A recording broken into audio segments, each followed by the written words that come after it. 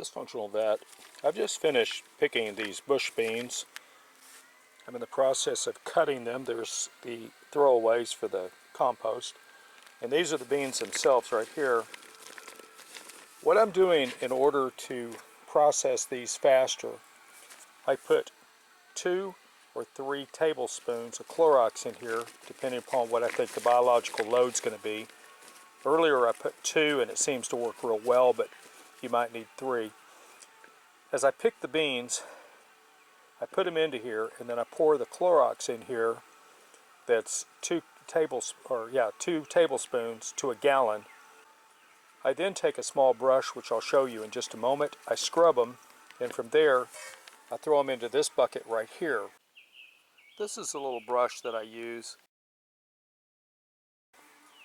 after they've been scrubbed, so I have 90% of the dirt off of them. I dump any water that's gotten in here out.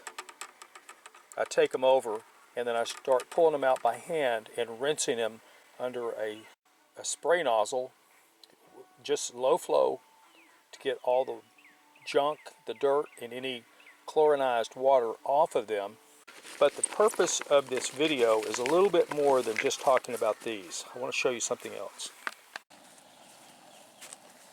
I've got my kettle on to start boiling in order to blanch the beans.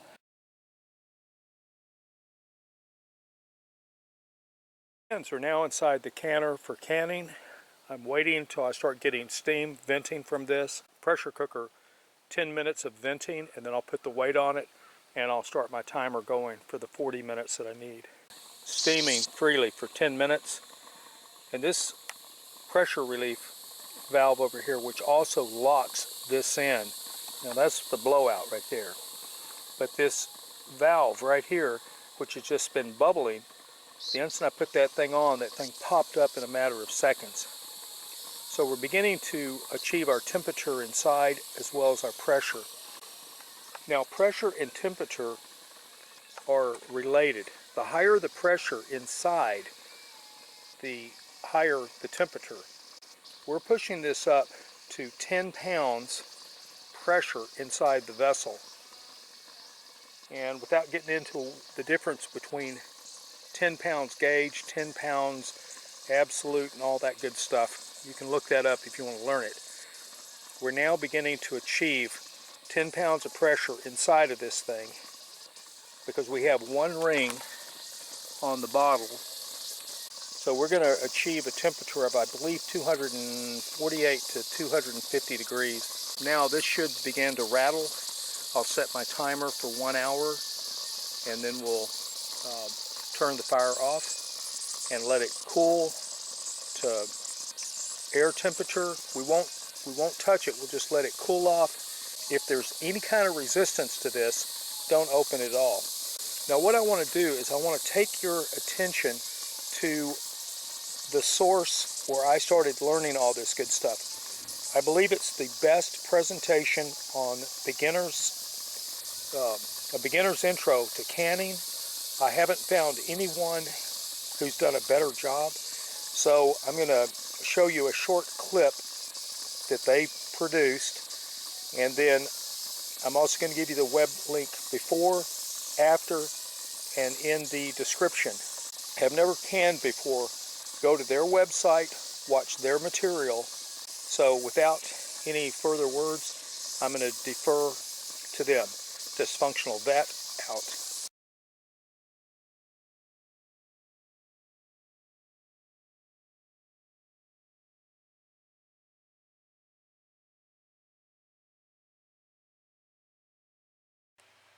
Hi, it's Jamie from Guildbrookfarm, and today I want to go over the absolute basics of canning for the absolute novice who knows nothing about canning except that it's food in jars. I got into canning about 2 years ago, and like anything that I get into, I do a lot of research before I get into it or start. And what I found is that there was a lot of information on canning, a lot of different conflicting information on canning, a lot of different concerns about botulism and different things that could happen if canning went wrong, blown up pressure canners, and To be honest, I was a little bit scared and intimidated. And of course, being a very visual learner, I tried to look up some videos on YouTube. And I didn't find any real good comprehensive videos that gave me that basic information on canning. So I figured I would do that today because I have a lot of canning videos coming out and I know a lot of you guys are interested in getting started in canning. So I wanted to do this intro to canning video so that you guys sort of had some sort of basic information as to what canning is and what the different terminology is so that you can go out and build upon that yourself. This is not meant to be a substitute for doing your own research. I am not a master canner.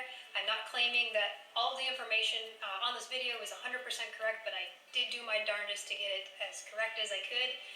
Again, this is just meant to give you a starting point so that you can go off and do your own research. Okay, so let's get started. I do recommend that you subscribe to their channel. I do recommend that you watch the videos. They will be using Mylar bags for preserving food for long periods of time, and they will tell you stuff that you might want to do when you're bagging your stuff up so you don't run into problems.